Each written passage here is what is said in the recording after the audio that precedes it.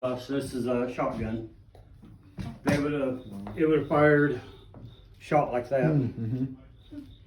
And this is what the powder is. That's what these guys out here were shooting. Yeah. And they're not shooting the bullets, thank goodness. And then here's the rifle or musket bullets. And then you got all the different flints and stuff that they have to use. You got the flint here. It causes a spark here, which throws that forward and sets off the powder here in the pan. Mm-hmm. Then by the Civil War, they'd done away with this, and they had percussion caps and little metal caps that took the place of that. Mm-hmm. It still struck, but you had a cap instead of pouring empty powder or open powder. Wow. And there's a powder horn, rifleman's bag, and this would have been full of musket balls. And then here's a militia canteen, and you also have they also had cartridge boxes. A lot of it, they'd start out a cartridge box, and then they have pre-rolled cartridges. And then when you use those up, then you start using your powder horn and start doing it manually. Okay. And this here gives you an idea what the flint, causes the sparks. Oh, yeah. So. See that, guys? Yeah. This is some of the different stuff that if they went out on patrol or guard duty, they would have on them. They'd have some food. They'd have something to eat the food on. This actually here is a water cup. This is what they call a noggin.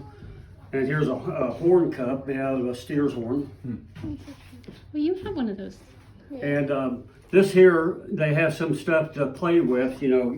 Divide their time. I got three different things here. These dice are also made out of horn, like this cup. These dice here are made out of musket balls, and these are made out of bone. Is the musket ball steel then? It's lead. Lead. Yeah. And then you have a couple of little knives. You got a folding knife here. Like I've got a butcher knife here that I carry on my belt. Yeah. They didn't have really what you'd call fighting knives. Jim Bowie was probably the first manufactured type knife made. Where it wasn't considered a butcher knife. And that wasn't until about 20 years after this time period. You have a compass, a little periscope. This here is actually a speed loader. They'd have this hanging on the bag. You put this on top of your musket and ram the ball in. It's got the ball and the wadding. Yeah. And actually, the bad thing about it is it's not that fast. Is this all? British infantry was using at this time period was the third model, which is about this long.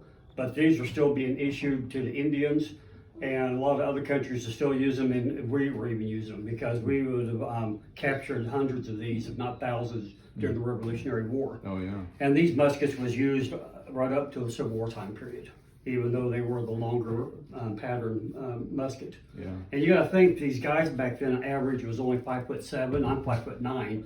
So you got to think how much, why they had to have such a long musket. And the first land pattern was about this long. That was what they had during the French Indian Wars. Yeah. And the Indians, when they gave them muskets, they preferred the shorter ones. This one here is a Belgian rifle, and many countries used it, and it's quite a bit shorter. Yeah. And it's a lot lighter. And Indians and a lot of the frontiersmen and stuff, they preferred the lot shorter, lot lighter because of the weight consideration. It's really surprising just all this stuff here, how heavy this is carrying. You hear about modern day soldiers carrying up to 60 pounds of gear. The guys back then did too. Mm-hmm. Because you carried your food, you carried your water, you carried just the weight on the bullets alone, and that's only a part of what they would have had. It's heavy. And they would have had several in here. Every cartridge would have had a bullet in it. Then when you started with the powder, then you started having to pull out the ball, put the powder in individually. Yeah.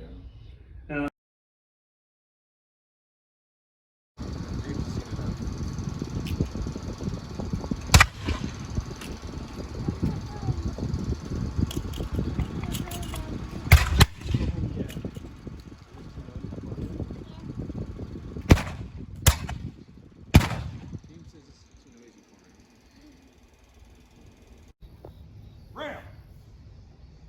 Okay, here we go, buddy.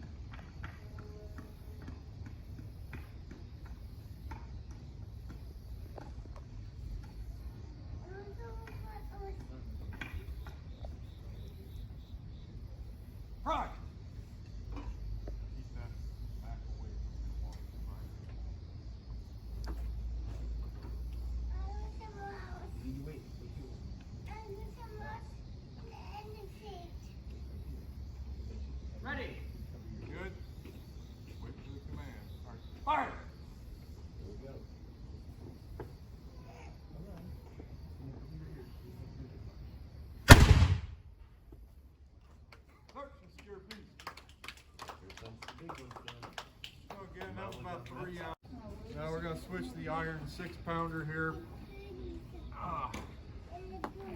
Iron 6-pound gun will use about 2 pounds of powder to fire it live. It'll launch a 6-pound iron cannonball like this about 800 or 900 yards through the air. That will then hit the ground, and it will bounce, and it will tear through things up to about 1,200 yards. They say a gun like that with a ball like that will go through about 7 feet of dirt and upwards of 25 people. They also have a canister round with it. It's like 6 pounds a shot that will spray out several hundred yards out in front of the gun.